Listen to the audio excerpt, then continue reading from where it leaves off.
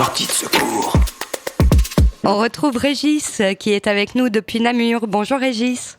Bonjour à vous tous. Quelles sont les nouvelles chez toi à Namur? On s'est parlé il y a quelques semaines maintenant. Comment les choses ont évolué? Mais nous sommes toujours dans le confinement. Le déconfinement est programmé, mais comme tous les pays européens, on ne sait pas trop comment ça va se passer, avec beaucoup d'incertitudes, notamment pour la rentrée des écoles. Mais sinon, on est toujours dans un quotidien un peu étrange, où on sort masqué, on voit les gens entre le masque et les gants. Très peu de mouvement aussi, donc on est fort à l'intérieur.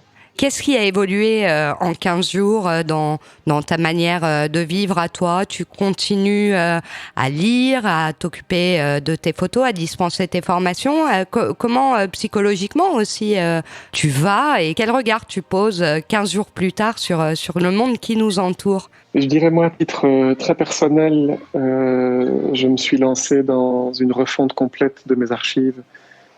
Et donc je retravaille énormément mes archives, donc ce qui me permet de revoir 5 à 6 années de photographie dans différents pays, le Népal, la Mongolie, le Japon, l'Irak. Moi, c'est très intéressant parce que ça me laisse un peu le temps d'approfondir mon propre rapport à l'image, de voir aussi toutes les bêtises que je faisais il y a 5-6 ans, et puis de voir les nouvelles bêtises. Donc j'en fais toujours autant, mais en tout cas de voir les nouvelles formes de bêtises que je fais et d'erreurs que je fais. Mais donc c'est intéressant parce que ça permet de voir une évolution, un processus. Donc c'est un temps qui moi, m'est offert dans un contexte qui reste tragique, terrible et de souffrance, mais qui, moi, en tout cas, me donne ce temps de la réflexion. Est-ce que tu as des contacts avec les gens que tu as rencontrés en Mongolie ou ailleurs, ou est-ce que Oui, moi je reste très branché, très connecté à la plupart de ce qu'on appelle les fixeurs, donc les gens qui sont, on va dire, mes traducteurs sur place, mes logisticiens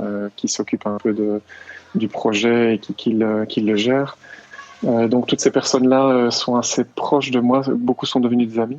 Mm-hmm. Et donc c'est vrai que via eux, j'ai une sorte de petite fenêtre ouverte sur ce qui se passe par exemple en Mongolie, sur ce qui se passe au Népal, sur ce qui se passe dans le nord de l'Inde, en Irak aussi. Tu peux nous en parler un peu ? Donc il y a deux choses, il y a à la fois les discours officiels dans ces pays-là qui sont parfois un peu problématiques, oui, avec des sous-évaluations, et bon voilà, pour plein de bonnes et de mauvaises raisons, je pense. Et puis aussi la situation de toutes ces personnes-là, où on se rend compte que d'appliquer un confinement à l'européenne est complètement absurde dans ces pays-là. Prenons l'exemple du nord de l'Inde et de l'Inde. Faire du confinement en Inde, ça n'a pas de sens, parce que simplement on n'a pas le même rapport à l'espace, on n'a pas le luxe d'avoir de grands espaces pour 3-4 personnes. Et c'est surtout aussi un rapport à la mobilité et aussi aux moyens de subsistance. Et qu'il faut pouvoir bouger pour récolter les quelques sous qui vont servir à acheter le quotidien. Et donc si on supprime cette mobilité, donc ce droit, enfin c'est pas un droit, mais je veux dire cette possibilité de pouvoir aller en rue, vendre, acheter à gauche, à droite, couper ceci, déplacer cela, on supprime les moyens de subsistance et donc on supprime la nourriture. Et donc beaucoup de tous ces pays sont plutôt en difficulté avec des confinements à l'européenne ou en tout cas à l'occidentale. Je crois que cette notion de confinement, quand on l'applique de manière brutale dans tous ces pays-là pour faire à l'occidentale ou pour faire à l'européenne, c'est là qu'apparaît réellement le drame. Et est-ce que les populations très isolées de Mongolie que tu visites régulièrement et sur lesquelles tu as fait un beau reportage d'ailleurs, sont touchées, et comment vivent ces gens en ce moment? Tu as eu de leurs nouvelles? Alors la Mongolie a eu cette chance, c'est que très très tôt au début de la pandémie, la Mongolie a fermé immédiatement toutes les écoles, a coupé aussi beaucoup de communication entre les provinces mongoles. Et donc c'est vrai que cette population rurale très isolée, à ma connaissance, n'a pas été trop affectée. Bien sûr qu'il y a eu des cas, puisque le virus s'est répandu un peu partout. Mais je pense que la Mongolie a pas trop mal géré ces populations rurales et a pas trop mal géré non plus la situation dans la capitale Ulaanbaatar, où il y a quand même le gros de la population qui vit là-bas. Et côté Irak et Afghanistan? Afghanistan, ça j'ai des nouvelles de manière indirecte via des amis qui travaillent en ONG sur place. Là, c'est surtout l'accès à la nourriture qui pose problème. Donc 50% de la population afghane a à peu près 2 semaines de nourriture devant elle. Après, on ne sait pas. Beaucoup de flux de la nourriture est acheminé par la route. Beaucoup de frontières des pays voisins, tadjiks, turkmènes, Iran, Pakistan, etc. sont fermées. Et donc, il y a un flux de nourriture qui est coupé pour l'instant. Et les montagnes irakiennes là aussi, donc, on est dans les mêmes problématiques. Ouais. On est à peu près dans les mêmes problématiques. Ce qu'on se rend compte, en fait, ce que ce virus révèle dans une grande partie de l'Asie centrale, qu'on parle de Mongolie ou même d'Irak, c'est qu'en fait, il y a peu de pays, y compris en Europe, où on est autosuffisant au niveau alimentaire. Donc il y a une interdépendance, il y a une interconnexion terrible pour du vital, du nécessaire, donc la nourriture. Et donc, dans des cas de crise comme celle-là, on se rend compte qu'il y a beaucoup de pays qui arrivent très très vite aux limites de nourriture, aux limites des stocks alimentaires. Quel regard tu poses sur la société et qu'est-ce que te fait toi toucher du doigt cette crise qu'on vit actuellement par rapport au monde qui nous entoure? C'est compliqué, je pense, d'avoir un avis un peu éclairé pour l'instant.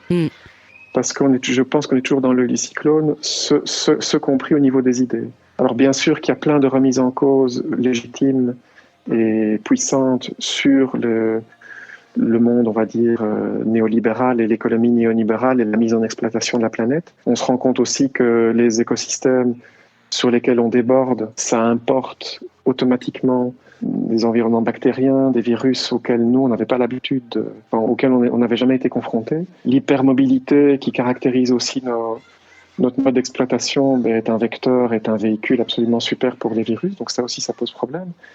Donc il y a plein de choses qui apparaissent. Ce qui apparaît aussi de manière encore plus criante qu'avant, c'est l'inégalité dans l'accès aux richesses. Pour faire un peu bateau et raccourcir, l'injustice est rendue visible maintenant. Tes enfants, est-ce que tu parles avec eux de tout ça et eux, comment ils se projettent dans l'avenir? Mais on en discute beaucoup.